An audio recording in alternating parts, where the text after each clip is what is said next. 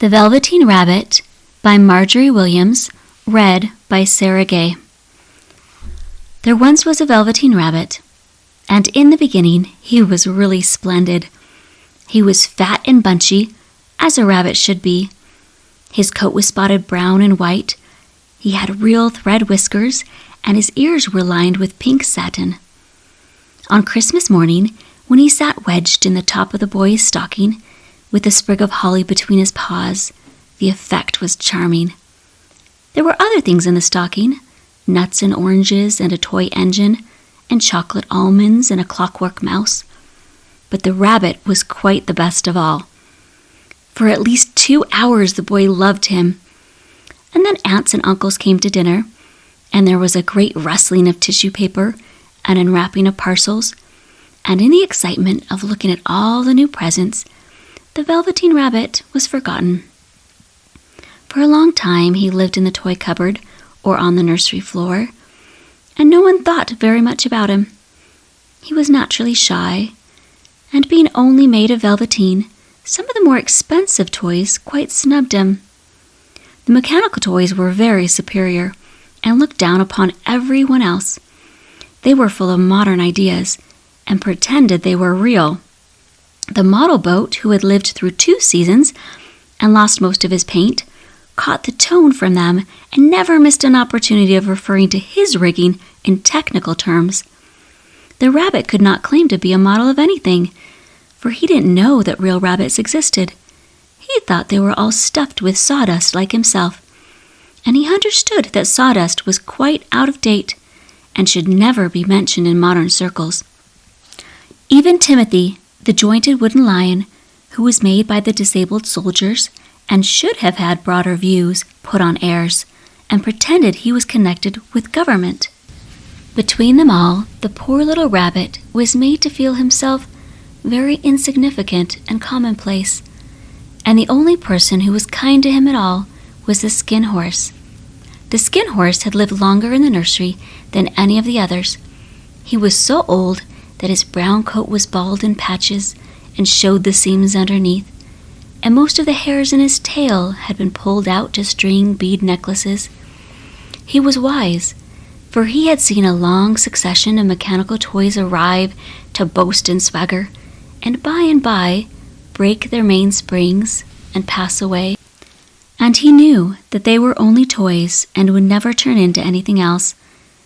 For nursery magic is very strange and wonderful, and only those playthings that are old and wise and experienced like the Skin Horse understand all about it.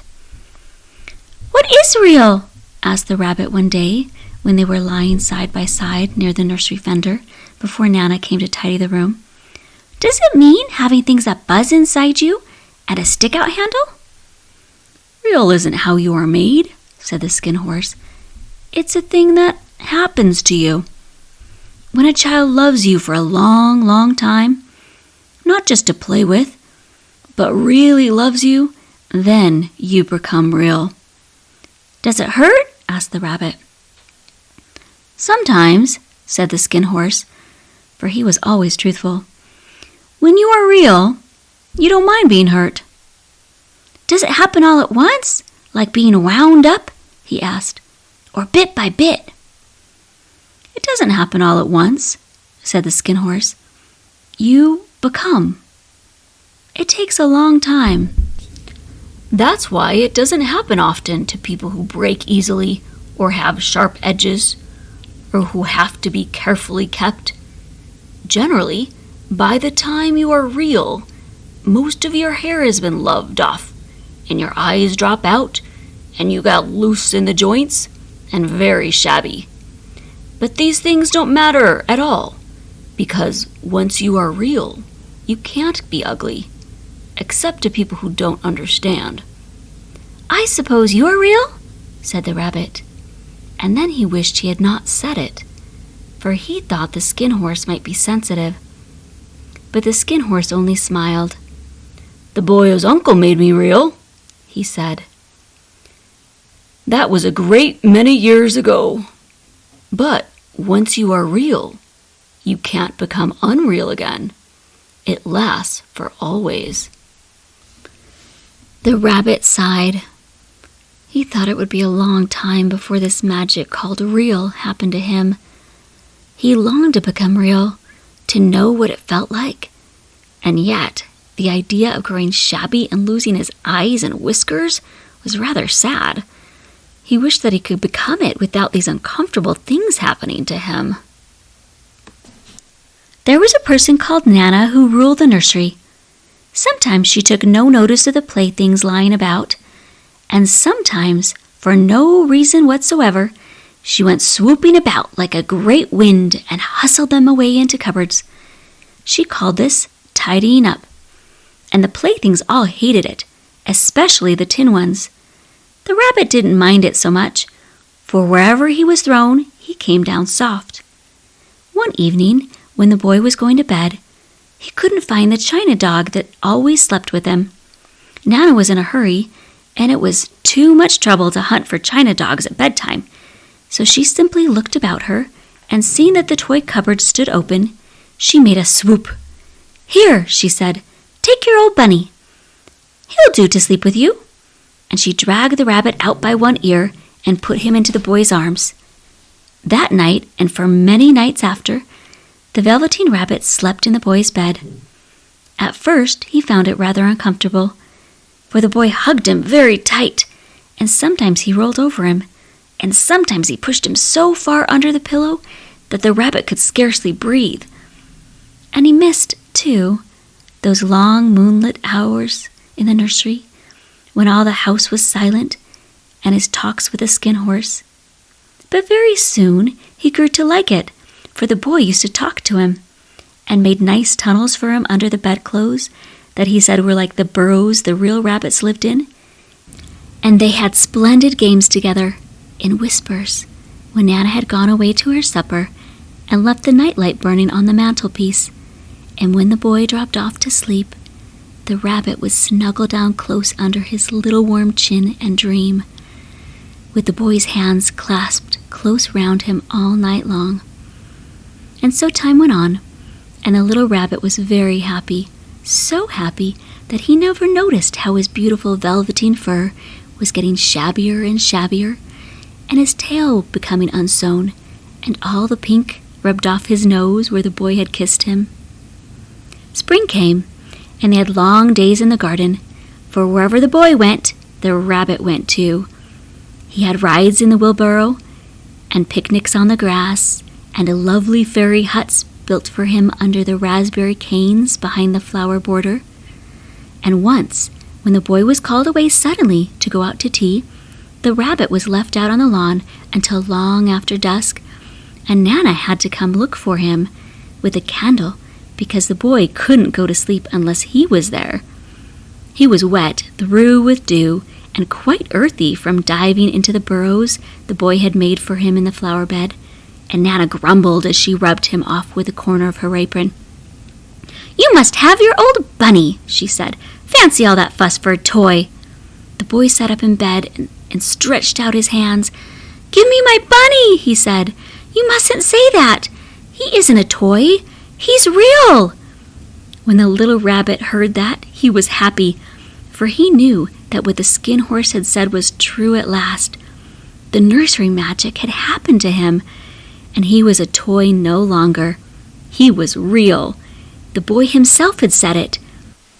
That night, he was almost too happy to sleep, and so much love stirred in his little sawdust heart that it almost burst, and into his boot-button eyes that had long ago lost their polish, there came a look of wisdom and beauty, so that even Nana noticed it the next morning when she picked him up and said, "I declare, that old bunny has got quite a knowing expression." That was a wonderful summer. Near the house where they lived, there was a wood, and in the long June evenings, the boy liked to go there after tea to play. He took the Velveteen Rabbit with him, and before he wandered off to pick flowers or play at brigands among the trees, he always made the rabbit a little nest somewhere among the bracken, where he would be quite cozy, for he was a kind-hearted little boy, and he liked Bunny to be comfortable. One evening, while the rabbit was lying there alone, watching the ants that ran to and fro between his velvet paws in the grass. He saw 2 strange beings creep out of the tall bracken near him. They were rabbits like himself, but quite furry and brand new. They must have been very well made, for their seams didn't show at all, and they changed shape in a queer way when they moved. One minute they were long and thin, and the next minute fat and bunchy, instead of always staying the same like he did. Their feet patted softly on the ground, and they crept quite close to him, twitching their noses, while the rabbit stared hard to see which side the clockwork stuck out, for he knew that people who jump generally have something to wind them up. But he couldn't see it. They were evidently a new kind of rabbit altogether. They stared at him, and the little rabbit stared back. And all the time their noses twitched. "Why don't you get up and play with us?" one of them asked. "I don't feel like it," said the rabbit, for he didn't want to explain that he had no clockwork. "Ho!" said the furry rabbit. "It's as easy as anything." And he gave a big hop sideways and stood on his hind legs. "I don't believe you can," he said. "I can," said the little rabbit. "I can jump higher than anything." He meant when the boy threw him, but of course he didn't want to say so. "Can you hop on your hind legs?" asked the furry rabbit. That was a dreadful question, for the Velveteen Rabbit had no hind legs at all. The back of him was made all in one piece, like a pincushion. He sat still in the bracken and hoped that the other rabbits wouldn't notice. "I don't want to," he said again. But the wild rabbits had very sharp eyes, and this one stretched out his neck and looked. "He hasn't got any hind legs," he called out. "Fancy a rabbit without any hind legs!" And he began to laugh. "I have," cried the little rabbit. "I have got hind legs. I'm sitting on them." "Then stretch them out and show me, like this," said the wild rabbit, and he began to whirl round and dance till the little rabbit got quite dizzy. "I don't like dancing," he said. "I'd rather sit still." But all the while he was longing to dance, for a funny new tickly feeling ran through him, and he felt he would give anything in the world to be able to jump about like these rabbits did. The strange rabbit stopped dancing and came quite close. He came so close that this time that his long whiskers brushed the Velveteen Rabbit's ears, and then he wrinkled his nose suddenly and flattened his ears and jumped backwards.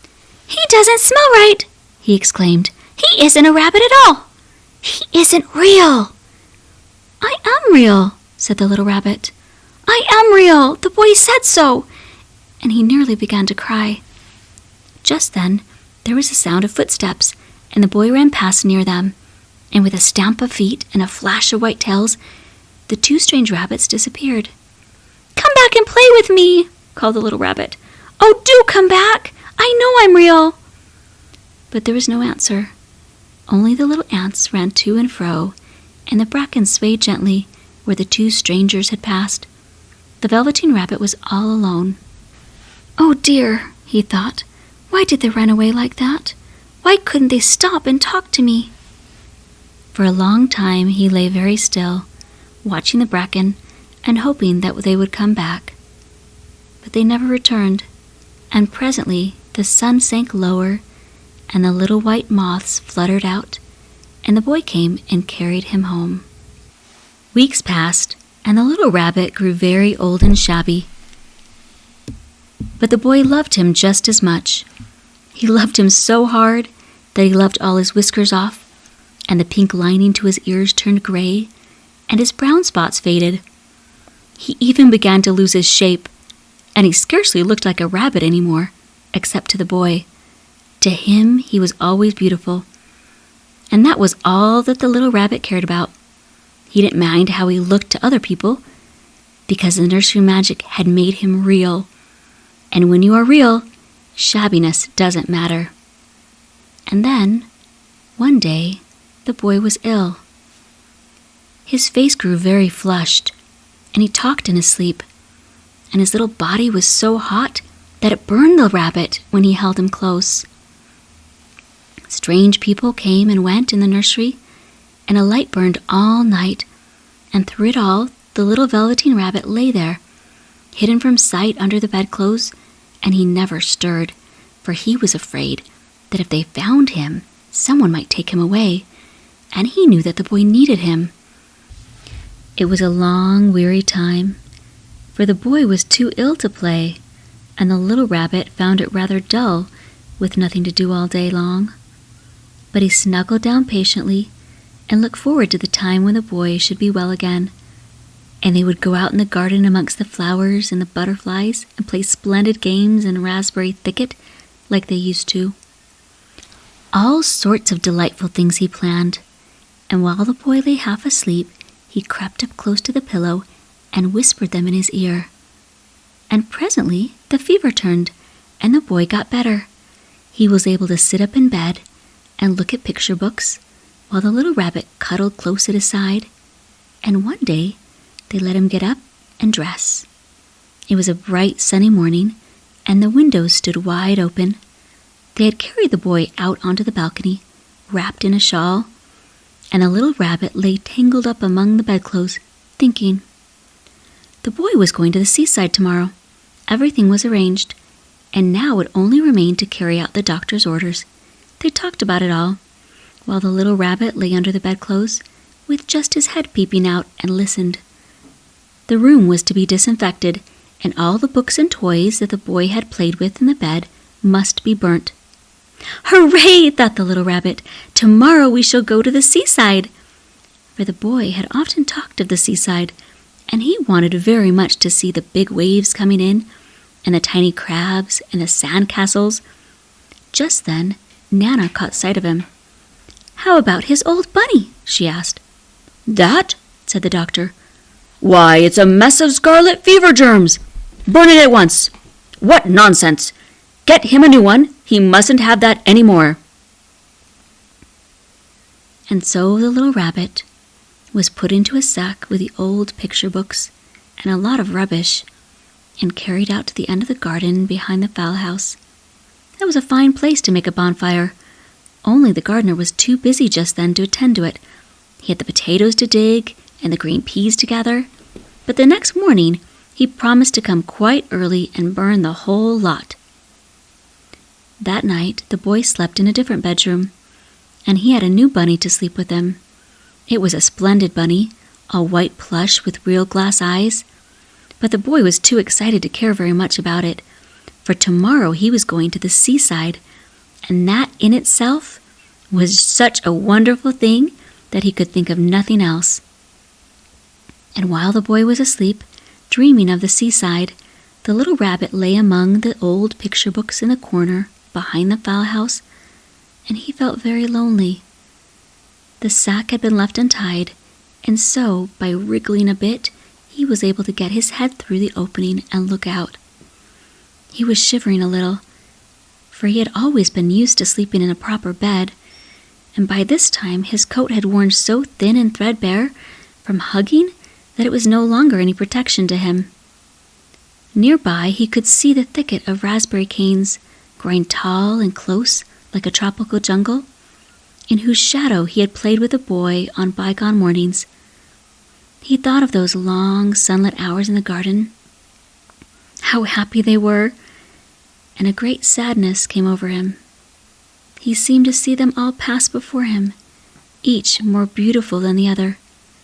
The fairy huts in the flower bed, the quiet evenings of the wood when he lay in the bracken and the ants ran over his paws, and the wonderful day when he first knew that he was real. He thought of the skin horse, so wise and gentle, and all that he had told him.